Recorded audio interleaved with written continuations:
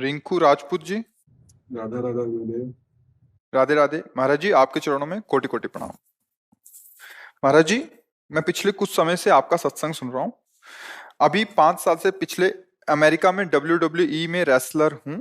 अब माता पिता नहीं रहे इस दुनिया में, बट मन होता है कि उनकी भक्ति नहीं कर पाया। गुरुदेव, आप मेरे सपने में आए थे और नाम दिया। महाराज जी, अभी मेरे मन में ऐसा आ रहा है कि मैं अमेरिका में रह के रेसलिंग करूं या भारत आकर भक्ति करूं और भारत भूमि की सेवा करूं। महाराज जी, कुछ समझ नहीं आ रहा, आप कृपया मार्गदर्शन करें, क्या आगे का निर्णय लूं। देखो, हमारी दृष्टि में चाहे अमेरिका हो, चाहे भारत हो, या कहीं भी विश्व में, हमारे ठाकुर जी का ही सारा वैभव है। अनंत ब्रह्मांड उन्हीं के हैं। सकल भूमि गोपाल की, या में अटक कहा। कहीं भी रहो, प्रभु के होके रहो। माता पिता के रूप में, सारे जगत के रूप में मेरे ही ठाकुर जी महाराज विविध रूपों में खेल रहे हैं, दूसरा कोई है नहीं। तो शरीर बल ये टिकाऊ चीज नहीं है। आज है, कल शरीर नहीं रहेगा। आज शरीर स्वस्थ है, कभी अस्वस्थ भी होगा, क्योंकि ये मरण धर्मा शरीर है, परिवर्तनशील है। महाबल भगवान का आश्रय है। सब बलों के केंद्र महाबल भगवान है, उनसे बढ़कर कोई नहीं है। देखो ना, 7 वर्ष की अवस्था के हमारे ठाकुर जी महाराज 21 किलोमीटर अब भी गिरिराज जी हैं। 7 दिन 7 रात ऐसे 21 किलोमीटर गिरिराज जी को कोई है इनसे बलशाली वाला? 105 फण वाला कालिया पूरे काली देह को जहर से युक्त कर दिया कि ऊपर से पंछी भी निकले तो मर के गिर जाए, ऐसी उसकी गैस जहरीली। कूद गए जल में और उसके मान का मर्दन करके रमणक द्वीप भेजा और अपने श्रीअंग के स्पर्श से पूरे जल को अमृतमय कर दिया। देखो, महाबली है ना। सांप के फण पर नृत्य किया, ऐसा कोई है नाचने वाला? कोई। और ज्ञान के समुद्र भगवान ने गीता जी का जो बोला, अद्वितीय ग्रंथ है गीता। हर संप्रदाय, हर देश, हर जगह, हर भाषा में गीता जी की टीका हुई। एक अमोघ वाणी भगवान की गीता। तो भगवान अमोघ ज्ञान है, भगवान अमोघ बल है, और भगवान अहेतुकी मित्र हैं। हमारे किसी गुण से नहीं, हम उनके हैं। इस बात को स्वीकार करें तो जहां भी हो वहीं भगवान है। सर्वत्र भगवान है तो वहां भी तो भगवान है ना। सबके भगवान है तो आपके भी भगवान है ना। सब समय भगवान है तो इस समय भी है ना। तो जहां भी हो वहां भगवान के हो, ऐसा भाव रखो। जो बल, जो आपको बुद्धि दी है, समाज सुख में लगाओ, समाज सेवा में लगाओ। जिससे दूसरों को सुख पहुंचता है वो भजन ही माना जाता है। परहित सरिस धर्म नहीं भाई। जिसमें दूसरों को लाभ मिले, सुख मिले, आनंद मिले, हमें पीड़ा मिले कोई बात नहीं, पर दूसरों को सुख मिले, उसी को धर्म कहते हैं। और धर्म का फल होता है भगवान में प्रीति हो जाना। सावै पुंसाम परो धर्मो ये तो भक्ति अधोक्षजे। भगवान अधोक्षज श्री हरि के चरणों में भक्ति हो जाना, यही सब का फल है। इसलिए नाम जप करो, कोई व्यसन मत करो, बुरे आचरणों से बचो। जैसे सांप के काटने से जहर चढ़ता है तो एक शरीर नष्ट होता है, पर विषय का नशा चढ़ गया तो अनंत जन्म बीत गए, अभी तक उतरा ही नहीं। अब मनुष्य जन्म मिला है तो हम विवेक धारण करके चलें, क्योंकि विषय भोग की बाहुल्यता हो रही है। इंद्रिय और मन को विषयों में सुखानुभूति ये भ्रमात्मक होती है, और इसी को हम सुख मानकर विचरण कर रहे हैं। अब धर्म का शासन, भगवान का शासन, गुरु का शासन, ये कोई स्वीकार करना नहीं चाहता। तो मन इंद्रियां उच्च स्वच्छंद होकर विषयों में घूम रहे हैं, तो दुर्गति का कारण बन जाता है। इसलिए प्रार्थना है, कहीं भी रहो भगवान के होके रहो, भगवत स्मरण परायण रहो। और जब आपको लगे कि लौकिक उन्नति कोई उन्नति नहीं है तो भाग जाओ। ये परम पावन देश भारत है, इसकी समानता त्रिभुवन में कहीं नहीं हो सकती। भगवान के विविध अवतार यहाँ हुए, जहां की नदी भी जगत को पावन करने वाली है। गंगा, यमुना, नर्मदा, सरयू, गंगोत्री, कितने बड़े बड़े तीर्थ, प्रयागराज, काशी, अयोध्या, मथुरा, मतलब आप देखो, त्रिभुवन में भारत जैसा ये कोई हमारा देश है, इसलिए हम कह रहे हैं ऐसा नहीं। जहां भगवान के विविध अवतार, जहां भगवान की पावनता छाई हुई है।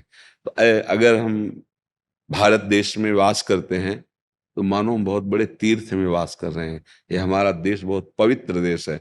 अब बाहरी आचरणों का अनुकरण देखो, हर जगह गुण दोष है।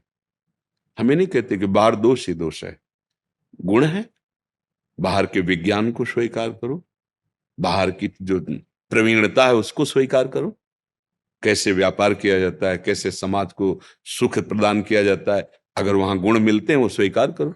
अच्छी से अच्छी पढ़ाई पढ़ो, अच्छे से अच्छे डॉक्टर बनो, अच्छे से अच्छे वैज्ञानिक बनो, पर जो दोष है उसे क्यों स्वीकार करो।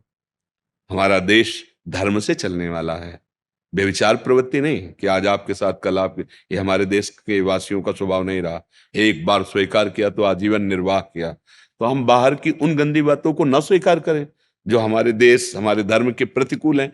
बाहर भी ऐसे गुण हैं जिनको हम मान लो एक आप अच्छे डॉक्टर बन गए, बाहर से पढ़ के आए तो हमारे देशवासियों की सेवा बन गई ना। आप अच्छे वैज्ञानिक बन गए तो हमारे भारत की उन्नति होगी। तो बाहर हम जाएं पर अपने देश और अपने धर्म को पूर्ण करने के लिए, ना कि उसका नाश करने के लिए। आज हम लोगों की बुद्धि बदल रही है, इसलिए हमारा पतन हो रहा है।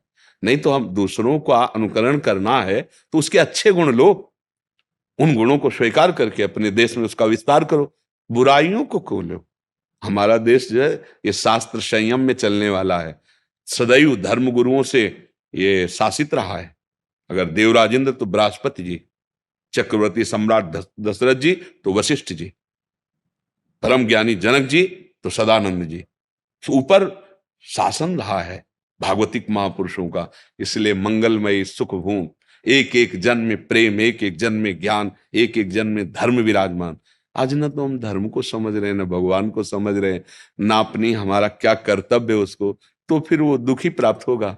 चाहे जितना हम धन कमा लें, चाहे जितना सम्मान हमें मिले, अंतिम हमारी दुर्गति होगी। अगर हम धर्म से चल रहे हैं, ज्यादा धन नहीं है, ज्यादा लोग नहीं जानते हैं, पर जिसने लोगों को प्रकट किया वो भगवान जानता है, बस बात बन गई। सबका महेश्वर वो हमें जान गया कि ये मेरा बच्चा है, हो गया हमारा कल्याण। तो हमें भगवान को लक्ष्य में रखना है। जहां भी जब भी जैसे भी रहो, भगवान नाम भगवद आश्रय, और जब आपको लगे तो लौट आओ। ये आपका देश, इसकी जोड़ कहीं नहीं है, इसकी जोड़ कहीं नहीं। भारत एक पवित्र देश है। अब यह कि हर जगह गुण दोष रहता है, तो जो दोषों को स्वीकार किए हुए हैं वो किसी धर्म के नहीं होते, किसी देश के नहीं होते। जो अधर्मी पुरुष होता है उसको कोई धर्म नहीं होता है, वो उसका कोई संप्रदाय नहीं होता, वो किसी देश का नहीं, वो अपने देश का नाश कर देगा क्योंकि अधर्म है। जो धर्म को नहीं जानते हैं, अधर्म में ही रुचि रखते हैं, वो किसी देश के प्रिय नहीं होते, वो किसी धर्म के प्रिय नहीं होते, उनका कोई धर्म नहीं होता, उनका विनाश ही धर्म होता है। क्योंकि अधर्म का परिणाम विनाश ही है। वो जो मिलेगा उसका विनाश करेंगे, स्वयं का विनाश करेंगे। तो हमें धर्म से चलना है। और जब ऐसा लगे तो भारत परम पवित्र देश है, हम अपने देश में प्राण त्यागें, अपने देश के लिए प्राण त्यागें। यही हमारी अंदर चाह होनी चाहिए ना। हाँ, हम जैसे भगवान को प्यार करते हैं ना, ऐसे हम अपने देश को प्यार करते हैं। जब हमें आर्मी के जवान ऐसे, तो हम उनको संत की तरह आदर देते हैं कि आप हमारे देश के लिए पहाड़ों में गर्मी सर्दी और कभी भी गोली लग सकती है, आप अपने परिवार से दूर रह करके, सालों हो जाते हैं वो अपने परिवार में नहीं पहुंचते हैं, तो हम उनको प्रणाम करें। इसीलिए कि हमें देश प्यारा है। जिस देश में हमें जन्म मिला, जिस देश में हमें ये भगवत आराधना करने का अवसर मिला, वो भूमि हमारे लिए भगवान के समान है। अगर हम ऐसी जगह पैदा होते जहां जन्म से ही विलासिता देखने को मिलती, तो क्या हम ब्रह्मचर्य रहते, क्या हम साधना करते? हम उसी विलासिता में बह जाते। तो भगवान ने हमें ऐसे देश में जन्म मिला दिया जहां धर्म की प्रधानता है, ऐसे जनों के बीच में रखा जहां धर्म का ज्ञान होता है। इसलिए भारत देश तो महान है ही। हम लौकिक दृष्टि से नहीं कह रहे, परमार्थिक दृष्टि से कह रहे। तो जब तक आपको लगे तब तक भगवत भाव करके वहां रहो, नहीं अपने देश में आ जाओ। अपने देश में कोई कमी नहीं है। अपने घर की नमक रोटी बहुत अच्छी लगती है, दूसरा कब, जब देश प्रियता होगी तो वो एक अलग होता है। जैसे कोई तिरंगा ले और तो हमें एक गर्व होता है, ये हमारे देश का प्रतीक है, ये हम तो एक सुख मिलता है। ये मातृभूमि, हमारा मातृभूमि कोई गांव नगर नहीं है, ये पूरा देश हमारी मातृभूमि है, पूरा देश हमारा परिवार है। ये सुखी है, धर्म से चल रहा है। तो हमारे संत जन जो भजन करते हैं, जो वो अपने लिए नहीं करते, जैसे परिवार का बड़ा आदमी अपने लिए थोड़ी कमाता है, पूरे परिवार के लिए का। तभी संतों का हृदय बोलता है, सर्वे भवन्तु सुखिनः, सर्वे सन्तु निरामयाः, सर्वे भद्राणि पश्यन्तु माँ कश्चित् दुःख भाग्। माँ माने नहीं, किसी को कभी भी दुख न प्राप्त हो, सब स्वस्थ रहे, सब सुखी रहे, क्योंकि सब मेरा परिवार है। उदार चरिता नाम वसुधैव कुटुम्बकम, ये पूरा मेरा परिवार है। ऐसा भाव, ऐसे भाव वाले बनो। हाँ, भगवान नाम जापक बनो, भगवद आश्रित बनो। अपने ठाकुर जी का, अपने देश का हाँ जस फैलाए।